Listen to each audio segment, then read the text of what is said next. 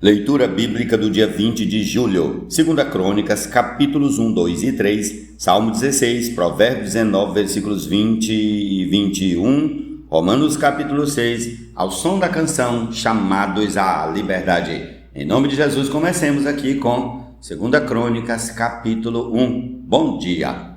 Salomão, filho de Davi, fortaleceu-se no seu reino e o Senhor, seu Deus, estava com ele e muito o engrandeceu. Salomão falou a todo Israel, aos capitães de 1000 e aos de 100, aos juízes e a todos os chefes em todo o Israel, cabeças de famílias.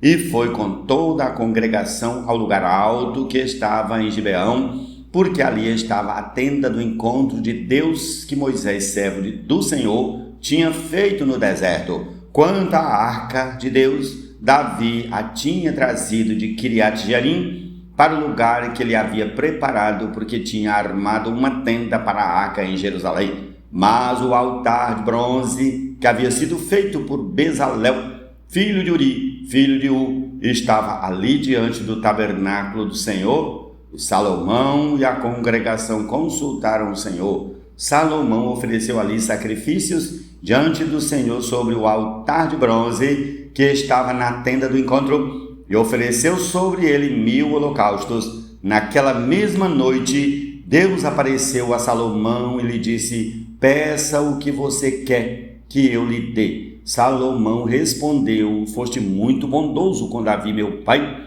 e me fizeste reinar em seu lugar. E agora, ó Senhor Deus, cumpra-se a tua promessa feita a Davi, meu pai, porque tu me constituíste rei sobre um povo numeroso como o pó da terra. Dá-me agora sabedoria e conhecimento para que eu saiba conduzir-me à frente deste povo, pois quem seria capaz de governar este grande povo? Deus disse a Salomão: visto que foi este o desejo do seu coração, e você não pediu riquezas, bens ou honras, nem a morte dos seus inimigos, nem tampouco pediu longevidade, mas sabedoria e conhecimento para poder governar o meu povo, sobre o qual o constituí rei. Sabedoria e conhecimento lhe serão dados, e lhe darei também riquezas, bens e honras, como nenhum rei antes de você teve, nem nenhum rei depois de você terá.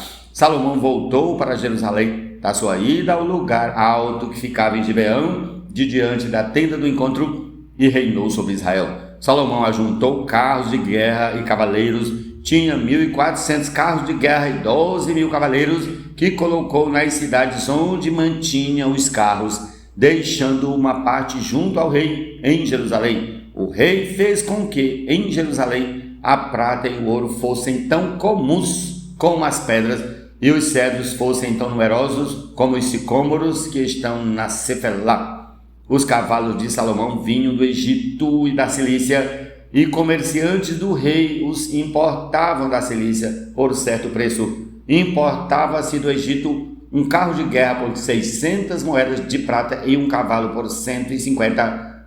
Nas mesmas condições, as caravanas os traziam e os exportavam para todos os reis dos heteus e para os reis da Síria. Prossigamos ao capítulo 2 de 2 Crônicas. Salomão resolveu edificar o templo ao nome do Senhor, bem como um palácio para o seu reino. Salomão designou 70.000 homens para levarem as cargas, 80.000 para talharem pedras nas montanhas e 3.600 para dirigirem a obra.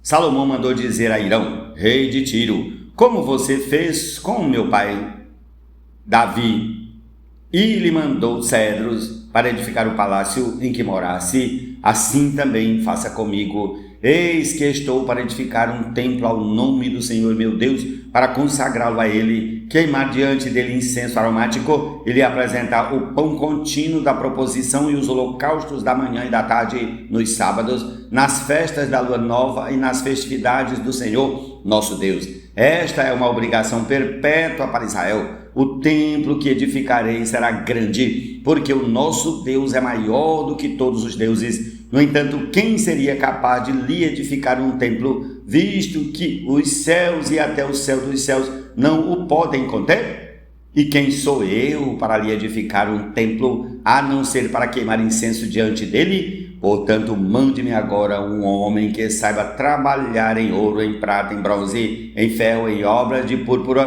de carmesim e de pano azul, que saiba fazer obras de entalhe juntamente com os peritos que estão comigo em Judá e em Jerusalém, os quais Davi, meu pai, contratou. Mande-me também madeira de cedros, ciprestes e sândalo do Líbano, porque bem sei que os seus servos sabem cortar madeira no Líbano. Eis que os meus servos estarão com os seus servos, para me prepararem muita madeira, porque o templo que edificarei será grande e maravilhoso. Aos seus servos, cortadores da madeira, darei 2.000 toneladas de trigo batido, 2.000 toneladas de cevada, 400.000 litros de vinho e 400.000 litros de azeite. Hirão, rei de Tiro, respondeu por uma carta que enviou a Salomão, dizendo: o Senhor Deus ama o seu povo e, por isso, ele o constituiu rei sobre esse povo.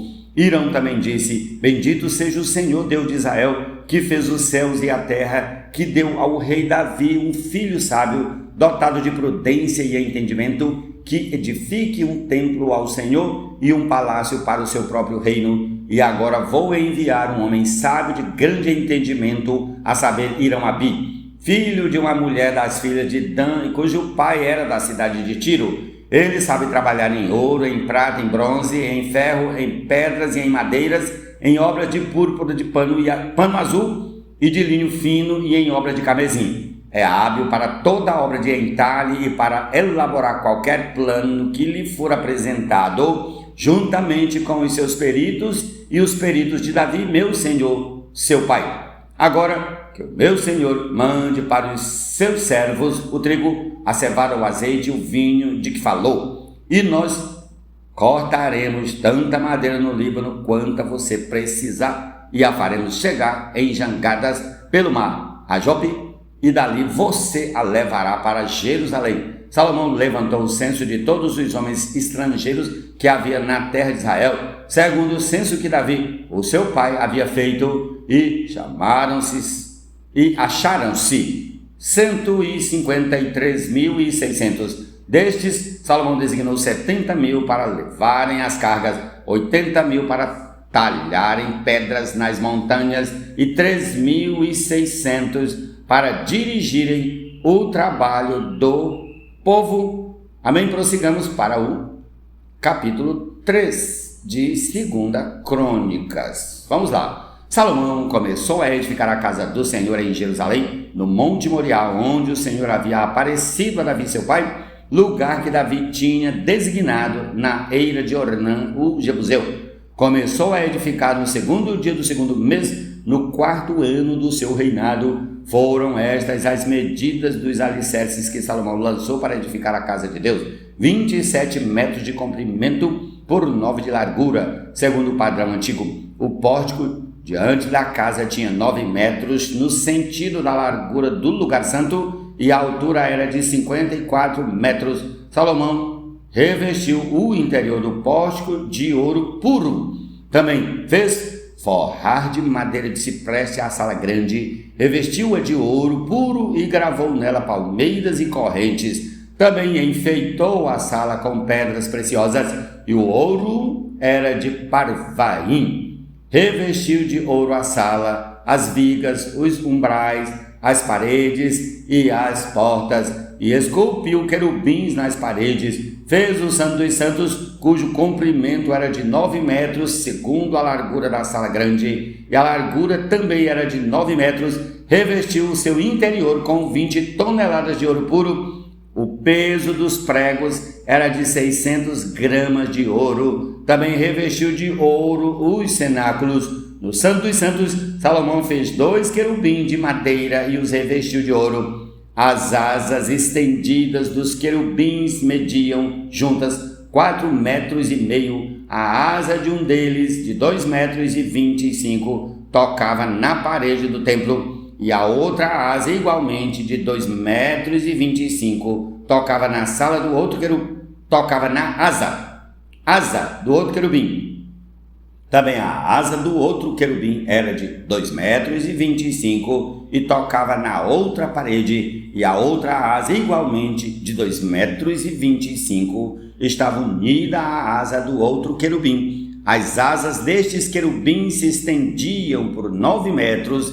Eles estavam em pé, com o rosto voltado para o santo lugar. Salomão também fez o véu de pano azul, púrpura, carmesim, linho fino, e mandou bordar nele figuras de querubins. Salomão fez também diante da sala 2 colunas de 15 metros e meio de altura, com um capitel de 2,20 metros sobre cada uma delas. Também fez correntes como as do Santo dos Santos e as pôs no alto das colunas. Fez também 100 romãs, as quais pôs nas correntes. Levantou as colunas diante do templo, uma à direita e outra à esquerda. A coluna da direita deu o nome de Jaquim, e a coluna da esquerda deu o nome de Boaz. Jesus é o Senhor, amém.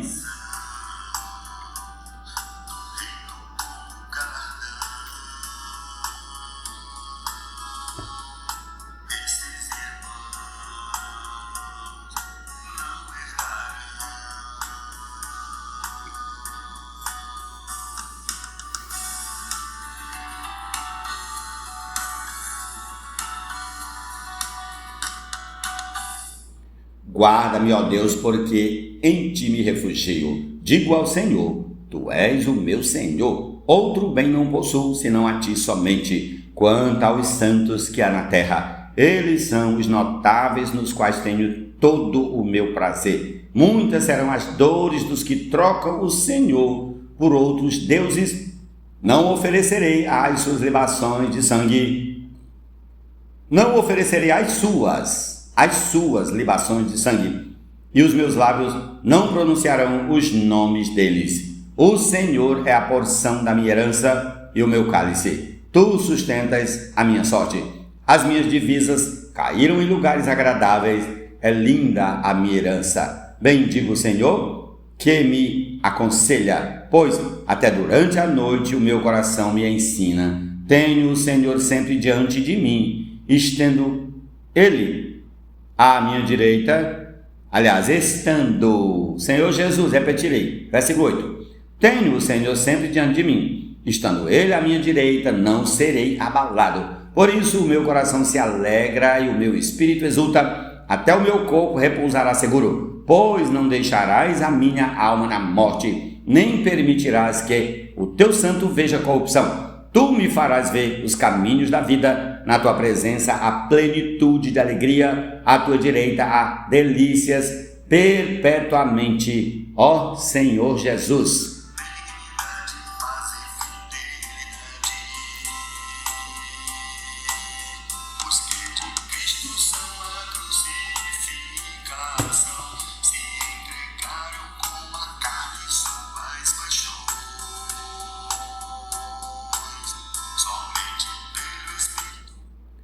Ouça os conselhos e receba a instrução, para que você seja sábio a partir de agora. Há muitos planos no coração do ser humano, mas o propósito do Senhor permanecerá. Provérbios 19, 20, 21. Amém.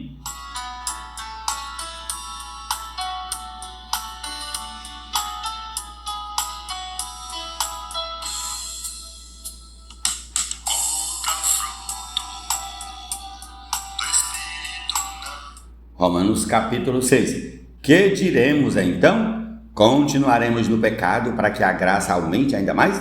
De modo nenhum. Como viveremos ainda no pecado, nós que já morremos para ele? Ou será que vocês ignoram que todos nós que fomos batizados em Cristo Jesus, fomos batizados na sua morte? Fomos sepultados com ele na morte pelo batismo, para que, como Cristo foi ressuscitado dentre os mortos pela glória do Pai, assim também nós andemos em novidade de vida, porque se fomos unidos com ele na semelhança da sua morte, certamente o seremos também na semelhança da sua ressurreição. Sabendo isto, que a nossa velha natureza foi crucificada com ele, para que o corpo do pecado seja destruído e não sejamos mais escravos do pecado, pois quem morreu está justificado do pecado. Ora, se já morremos com Cristo, cremos que também viveremos com ele. Sabemos que, havendo Cristo ressuscitado dentre os mortos, já não morre. A morte já não tem domínio sobre ele, pois, quanto a ter morrido, de uma vez para sempre morreu para o pecado, mas quanto a viver, vive para Deus. Assim também vocês considerem-se mortos para o pecado, mas vivos para Deus em Cristo Jesus. Portanto, não permitam que o pecado reine em seu corpo mortal, fazendo com que vocês obedeçam às suas paixões. Também não ofereçam os membros do corpo ao pecado como instrumentos de injustiça, mas como pessoas que passaram da morte para a vida. Ofereçam a si mesmos a Deus e ofereçam os seus membros a Deus como instrumentos de justiça, porque o pecado não terá domínio sobre vocês, pois vocês não estão debaixo da lei, e sim da graça. E então havemos de pecar porque não estamos debaixo da lei, e sim da graça? De modo nenhum. Será que vocês não sabem que, ao se oferecerem como servos para a obediência, vocês são servos daquele a quem obedecem, seja do pecado que leva à morte ou da obediência que conduz à justiça? Mas graças a Deus que, tendo sido escravos do pecado, vocês vieram a obedecer de coração à forma de doutrina a que foram entregues. E, uma vez libertados do pecado, foram feitos servos da justiça. Falo em termos humanos por causa das limitações de vocês, assim como ofereceram os seus membros para que fossem escravos da impureza e da maldade que leva à maldade. Assim, ofereçam agora os seus membros para que sejam servos da justiça para a santificação. Porque quando vocês eram escravos do pecado, estavam livres em relação à justiça. Naquele tempo, que frutos vocês colheram? Somente as coisas de que agora vocês se envergonham, porque o fim delas é morte. Agora, porém, libertados do pecado, transformados em servos de Deus, o fruto que vocês colhem é para a santificação, e o fim, neste caso, é a vida eterna, porque o salário do pecado é a morte, mas o dom gratuito de Deus é a vida eterna em Cristo Jesus, nosso Senhor. Ó Senhor Jesus, amém. Se formos pelo Espírito guiados, jamais